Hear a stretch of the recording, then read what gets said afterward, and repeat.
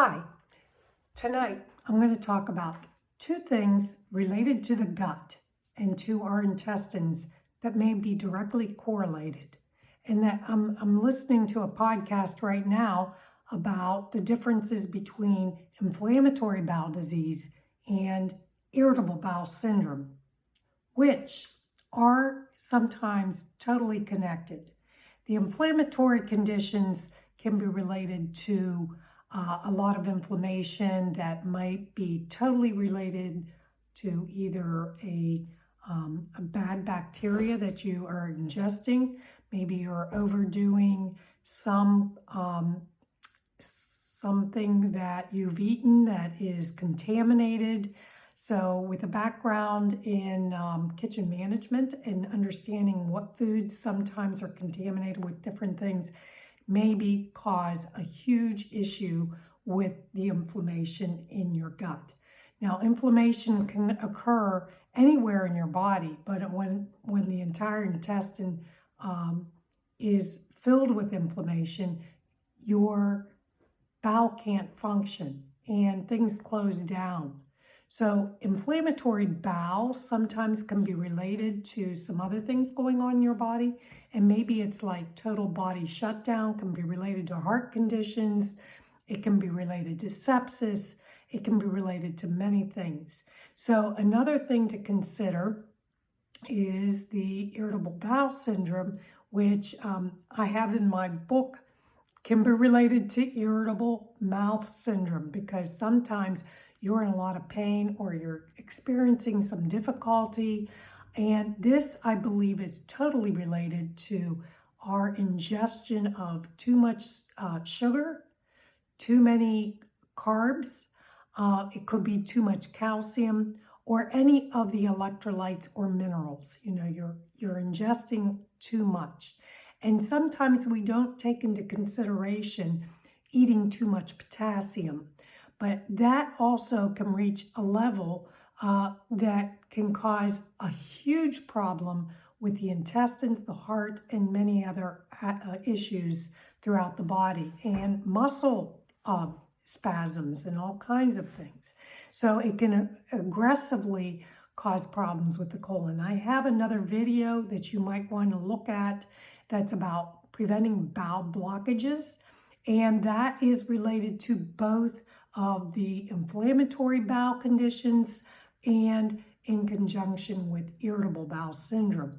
And when you're not filling your colon with proper foods that have enough roughage, or types of foods that, all the plant-based foods have some purpose in digestion, actually.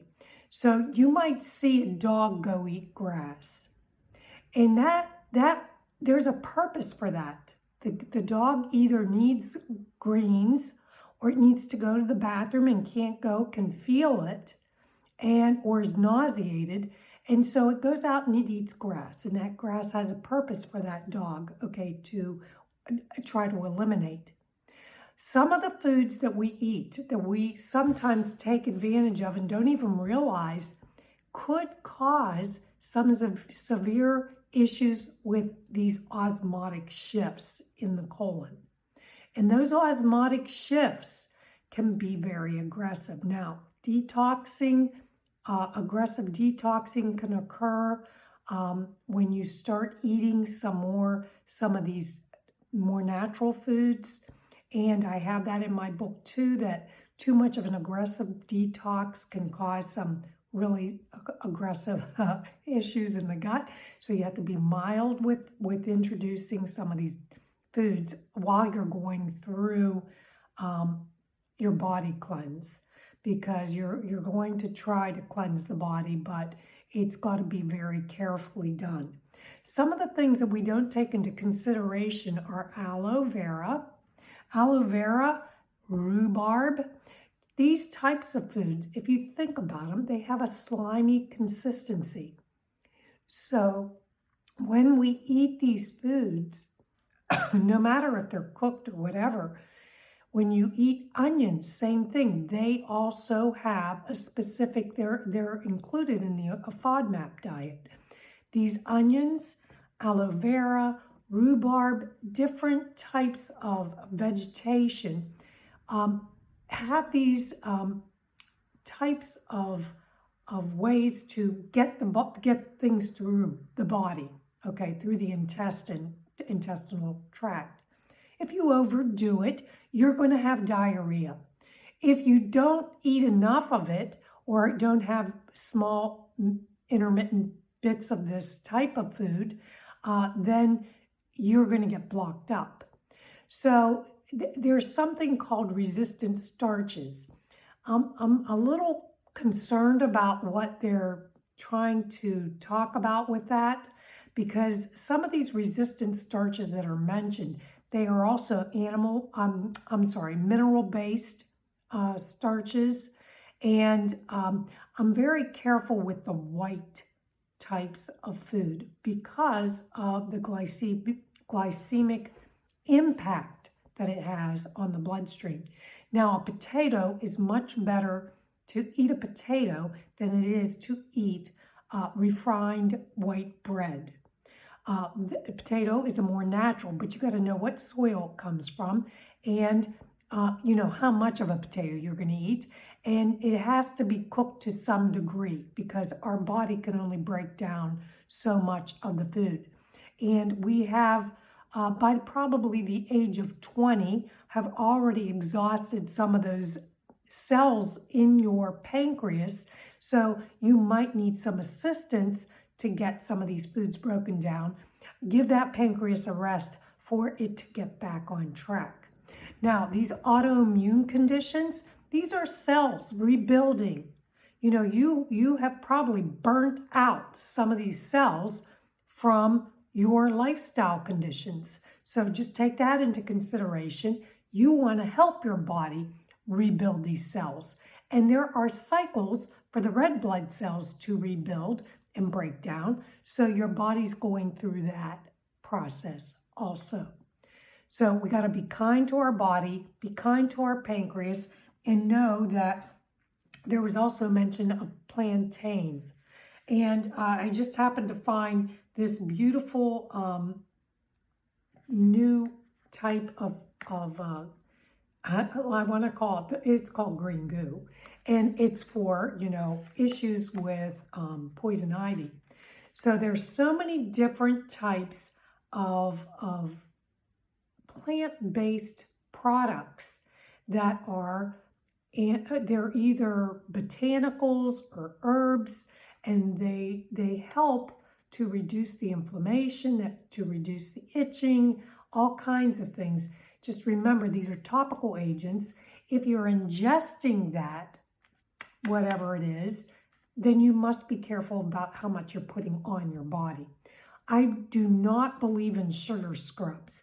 Some people use them. They believe in sugar scrubs. I remember us using them on wounds for patients they were iodine mixed with sugar.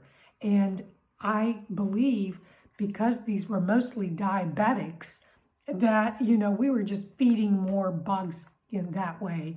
And maybe there was some healing going on externally, but to tell you the truth, I don't think it was helping the client internally. So, sugar scrubs I'd stay away from. Salt is a different story. Salt scrubs are different. Just remember, the body is going to react to any type of what you're putting on it or in it. So our glands have to react somehow with a hormone. Cinnamon, believe it or not, is maybe one of these types of osmotic type foods that, if you think about cinnamon, when you put it in your tea or whatever water fluid you put it in, it turns into a goop. It's slimy, it's goopy. So what it might do, they're saying that it lowers blood sugar. It actually just might help your intestinal tract, move through, get things through your intestinal tract. And also, it does probably affect your blood sugar to lower it, but it might be that it just enables better, bowel function and your peristalsis for the bowel. And so it's got some effect. There's a lot of research that's been done with some of these herbs and some of these plants, and we know that they are beneficial to some degree. We each have a dosage that is particular to us. So if you put a ton of cinnamon into your drink and then you go to the bathroom, you know that that probably was a stimulant to move your bowels. So be very careful with some of these things, just like sugar. A lot of excess sugar is a stimulant, just like syrup, just like some of the other osmotics that are like confused. They're a little bit get confused with some other issues, but there are qualities to these foods that make them interact with our bodies to either function or dysfunction. Diane Greco-Allen, food relationship coach. Remember that each type of quality of food, there's different qualities for each one. Anything that's refined is going to have a greater osmotic effect, and it's going to have an impact on your blood sugar probably quicker than something that is less refined. And it's better to eat wet food than it is to eat dry food. So think about those, or dry, like wheat and grasses. Dried, anything dried will dry you up. Diane Greco-Allen.